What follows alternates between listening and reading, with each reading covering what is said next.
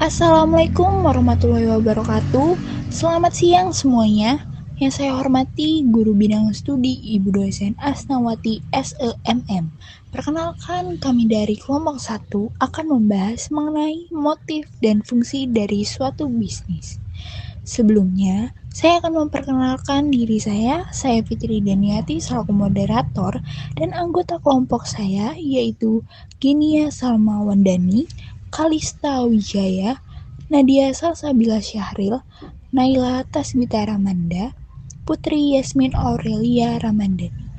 Yang pertama yang akan kita bahas yaitu apa itu bisnis yang akan dijelaskan oleh Nadia. Kepada Nadia, saya persilahkan.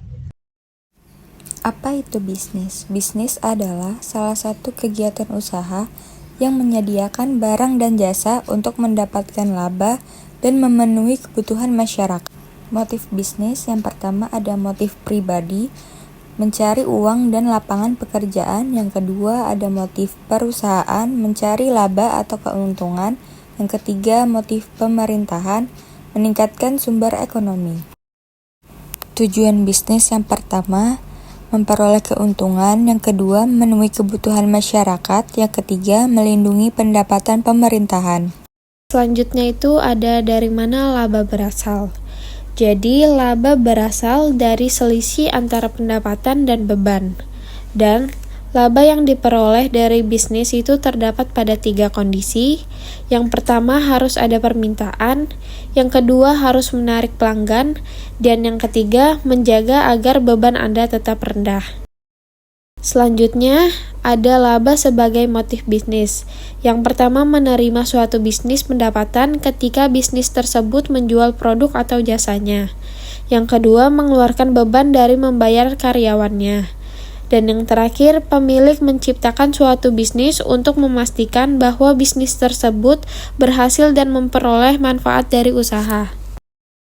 Selanjutnya sumber daya alam bisnis. Yang pertama ada sumber daya alam, yang kedua ada sumber daya manusia, dan yang ketiga ada modal, terakhir kewirausahaan. Yang pertama sumber daya alam itu yang digunakan oleh bisnis untuk menghasilkan produk atau jasa adalah tanah. Mengandalkan tanah untuk menumbuhkan tanaman atau mendirikan tempat bagi produksinya.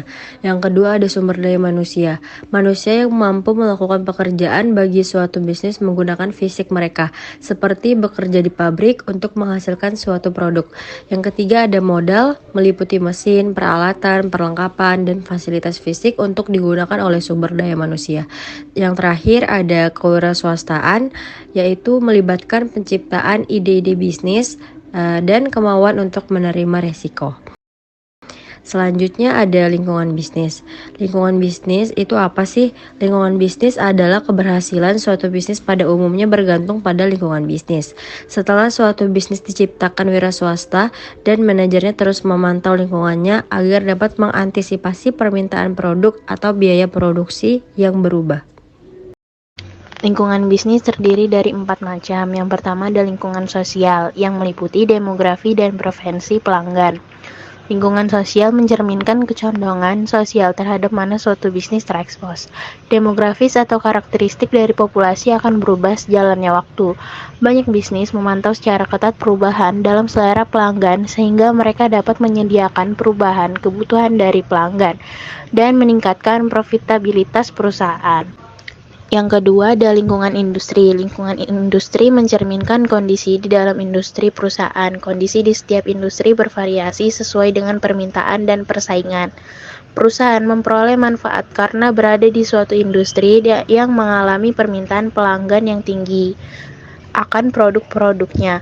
Persaingan ketat akan baik bagi pelanggan karena hal tersebut memaksa perusahaan untuk mempertahankan harga relatif rendah agar dapat bersaing. Yang ketiga ada lingkungan ekonomi. Kondisi ekonomi memiliki dampak yang kuat terhadap kinerja dari setiap bisnis. Ketika perekonomian kuat, tingginya lapangan pekerjaan, maka kompensasi yang dibayarkan pada karyawan juga tinggi. Dan mereka akan membeli sejumlah besar produk. Begitupun sebaliknya, ketika perekonomian lemah, perusahaan cenderung memberhentikan sebagian karyawan dan tidak mampu memberi upah yang tinggi. Dalam kondisi ini, maka mereka akan membeli produk dalam jumlah sedikit. Yang keempat ada lingkungan global. Lingkungan global dapat mempengaruhi seluruh perusahaan baik secara langsung maupun tidak langsung. Beberapa perusahaan biasanya mengandalkan negara lain untuk menjadikan sebagian pemasoknya atau menjual produknya di negara lain. Kondisi ekonomi global dapat mempengaruhi perekonomian lokal. Jika kondisi ekonomi melemah di negara asing, maka permintaan asing terhadap produk akan menurun. Konsekuensinya, penjualan di perusahaan akan berkurang dan dapat mengakibatkan terjadinya PHK. Para pemangku kepentingan dalam suatu bisnis. Ada 5 jenis pemangku kepentingan. Yang pertama, pemilik, kedua, kreditor, ketiga, karyawan, keempat, pemasok, dan yang kelima, pelanggan. Pemilik, seorang wira swasta yang menciptakan suatu bisnis pada awalnya berfungsi sebagai pemilik. Tetapi, guna melakukan ekspansi, bisnis tersebut mungkin memerlukan lebih banyak. Akibatnya, wira swasta memperbolehkan orang lain untuk berinvestasi dalam perusahaan dan akan menjadi partner pemilik. Ketika kepemilikan atas suatu perusahaan dibagi, proporsi perusahaan yang dimiliki oleh pemilik sekarang berkurang. Banyak perusahaan telah tumbuh dengan menciptakan saham ke investor lain, yaitu perusahaan tersebut menjual sebagian kepemilikan kepada para investor. Kreditor. Banyak perusahaan yang membutuhkan dana meminjam dari lembaga keuangan atau individu yang disebut dengan kreditor, yang menyediakan pinjaman untuk modal usaha.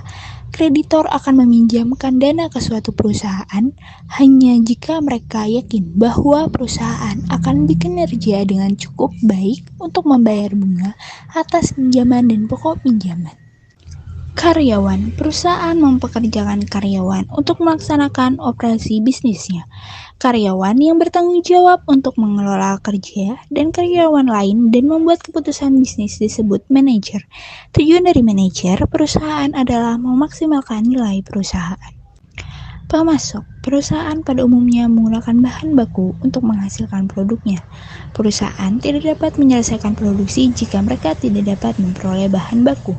Oleh karena itu, kinerja mereka sebagian tergantung pada kemampuan pemasok mereka untuk mengantarkan bahan baku sesuai dengan jadwal. Pelanggan. Untuk menarik pelanggan, suatu perusahaan harus menyediakan produk atau jasa yang diinginkan dengan harga yang wajar. Perusahaan juga harus memastikan bahwa produk atau jasa yang dihasilkan memiliki kualitas yang memadai sehingga pelanggan puas. Jenis utama dari keutamaan bisnis.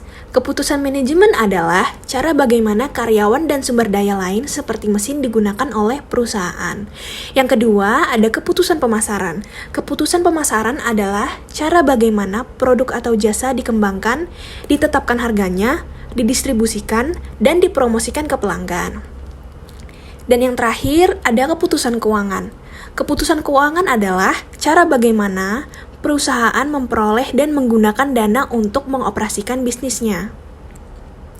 Keputusan suatu perusahaan pada umumnya didasarkan pada data dan informasi yang disediakan oleh sistem informasi dan akuntansinya. Itu saja hasil presentasi dari kami mengenai motif dan fungsi dari suatu bisnis. Terima kasih atas segala perhatiannya. Kurang lebihnya mohon maaf. Sekian dari kami. Wassalamualaikum warahmatullahi wabarakatuh.